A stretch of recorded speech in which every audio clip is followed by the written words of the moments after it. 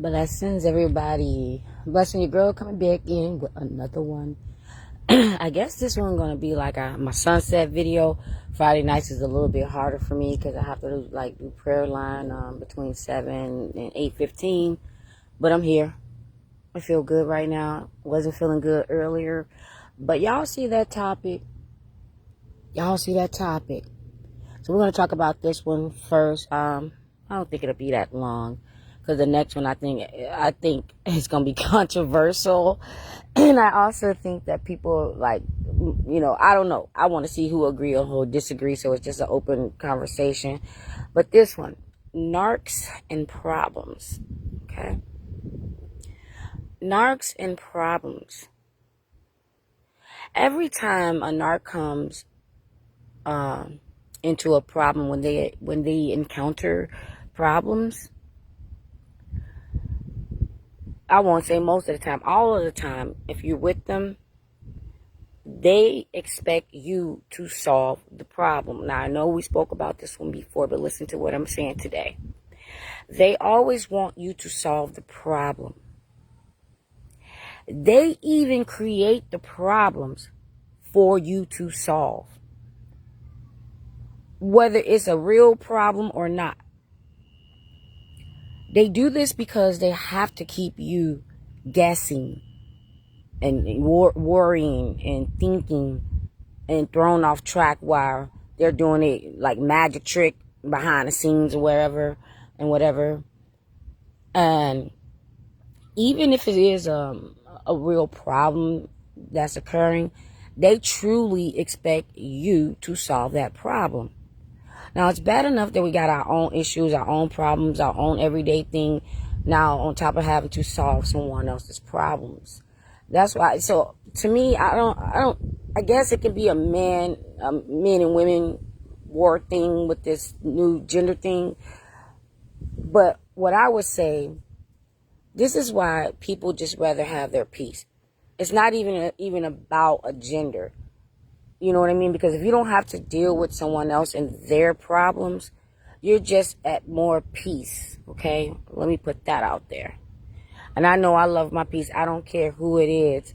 I don't care who it is. Like the latest thing is adult children, coming back home because they got problems and they're coming back home, to get a refresh start.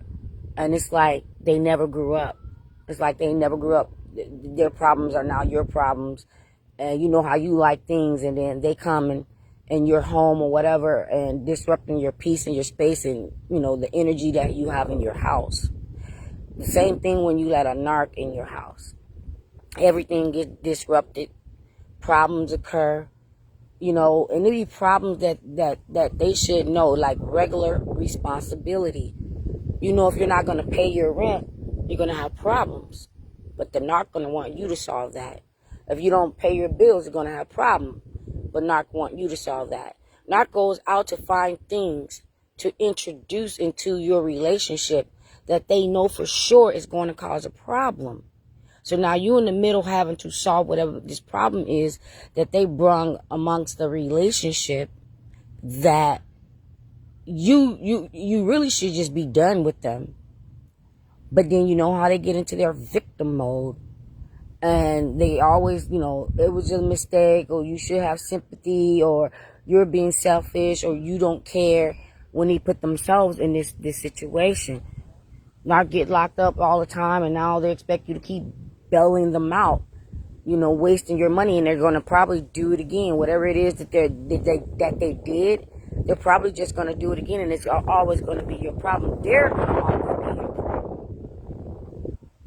along with any other problems that they want to bring. They're always going to be your problem. Who wants to wake up every single day having to deal with a problem? Now, I know that there's career fields out there that's your job, like judges, lawyers. They always have to solve a problem. But you're not a judge or lawyer, and if you are, you're not at home. Why? Who wants to sit up there and solve problems? I teach 4th, 5th grade, so it's a lot of problems that I have to solve. But I don't want to solve problems all day long. I don't. And nobody else should. They're just problematic. You know, you're never going to be around a narc where it's never a problem. Like what the video I did with them never being on time, because it was a problem. And then if them being late causes them not to participate or go wherever it is, that's a problem. Then it's your problem. Or it's the airport problem, or the bus, or the whatever schedule that they miss problem. It's never them. It's never their problem. And if it is their problem and it is their fault, then everybody should be considerate and accommodating. Being with Narcs, you're always going to have a problem. Always going to have a problem. Like I said the other day, when you get to through this triangulation that they always put you in, you know what I mean? They bring in that other person. They bring in that other problem. And then they want you to sit and wait, because they're feeling like, oh, they're indecisive on who or what they want to, who they want to be with and what they want to do, when that should have never been a decision that's on the table if they would have never brought in this problem. They already got to wake up every day trying to figure out where they're going to get new supply, where they're going to cause destruction, who they're going to stalk, who they're going to harm. You know, just to get their daily fix of evil joy, if that's a thing. Evil joy. I gotta do it. I'm gonna put a note on that one, because that's fire right there. Evil joy. Okay. I just don't get it. Like, what goes on in their brains where you just get happiness, you know, and like basically the number one narcs that I cannot stand. It goes on the smear campaign, flying monkeys, whatever. But gossipers, like, have you ever like had a friend or someone that every time you talk to them, girl, let me tell you, all dramatic about it. Let me tell you, and they be so excited whether it's true or not. And sometimes when they tell you things, it's bringing problems. Hey, Queen. I didn't even see you there. I'm just looking at this water because it's getting dark. I be sitting up there freaking myself out. Like, you got to remember, gators can be anything that's wet. It could be a gator. And I'm like, just paying attention. But it's a beautiful night, and I'm just going to enjoy it. But you know what I'm talking about, sis. Like, every time you with a narc, it's problems. It's like, even when you first meet them, it's a problem. Okay, it's a problem. Let me go with this one. Oh, and my next topic is fire. Now, I'll be done before we go into the next live. I'll be done with this. It could be first date. And like we talked about them late narcs or late people, I can't stand them. I was in the store the other day, and some lady was talking about I can't stand late people, and I'm like, I was just talking about that.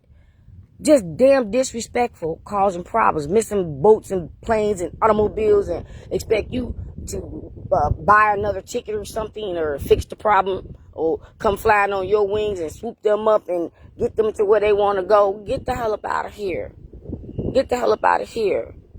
But it can be something like the first date, where you're there, you're on time, especially if the first date. You don't want to come off that type of way. You should just be punctual, because that can be a red flag to a lot of people being late. I mean, I can understand things happen, but when it's a narc, it's just a test. They want to test to see if they're late, would you sit there and wait? And that's their first test of your boundaries. That's that first test of if you're going to be a good supply. So let's just say that they're late, and they're not like 10, 15 minutes late. They're like late. So I wouldn't even wait more than 15 minutes. And if I did, that just mean I ordered my own food, and when I was done, I was going to be gone whether they showed up or not. I would have just been gone. I'm going to enjoy my day. My date night with my damn self, okay? But that's what I'm talking about. Like, that's a problem. Like, if you having someone go out of their way to meet up with you, and y'all have plans, and you purposely not being on time, testing someone with some stupid ass narcissistic ass test, and it turns out to be not their first date, they last date. I love when they test you in the beginning and you clock it. No cap. I love when people clock it in the beginning. And what you say is, sis, you say, I never had enemies before I met the narc. That part. I said that the other time. The other video, I mean. That part. It's like, you probably did, sis. Because I said that too. We probably did. We just did not notice it because we was not narc aware. So if you kind of really sit back and think about everybody before this narc, you'll kind of see other narcs like, oh, you was a narc too, you was a narc. But that one that really made you aware, that's the one that's big mad. Big mad, because if it wasn't for them meeting you, you would have been, blinded and side swiped with narcs and narcissism. I mean, narcissism. I did that before. Narcissism. Because it's a system, y'all. Hey, look, I ain't make no mistake. It's a system. A narc system. Okay? But yeah, I said that too. That's when God opened up that third eye. And when you become spiritually awakened, that's what you're saying right now, sis. When you become spiritually awakened, you know what I mean? Now you can spot the enemy a mile away. But before we became spiritually awakened, we just didn't see it. It's like I can see them a mile away, even if they just walk by me and the way they look or whatever gestures they make or whatever, I can spot it a mile away. I can spot it a mile away even when somebody's telling stories. Like sometimes they be putting the Reddit stories in there, and people like asking people were they wrong or right or whatever. And as soon as they begin the whole conversation, I already know within the first couple of sentences or the paragraph that they're dealing with a nod, okay? Because God opened up our third eye, and we can't unsee it. You said, got my natural hair for, come on, what this thing is doing? It keeps slowing down and it's covering up, okay. Got my natural hair for y'all tonight. Oh, I can't wait to see that. I can't wait to see that. Yeah, I was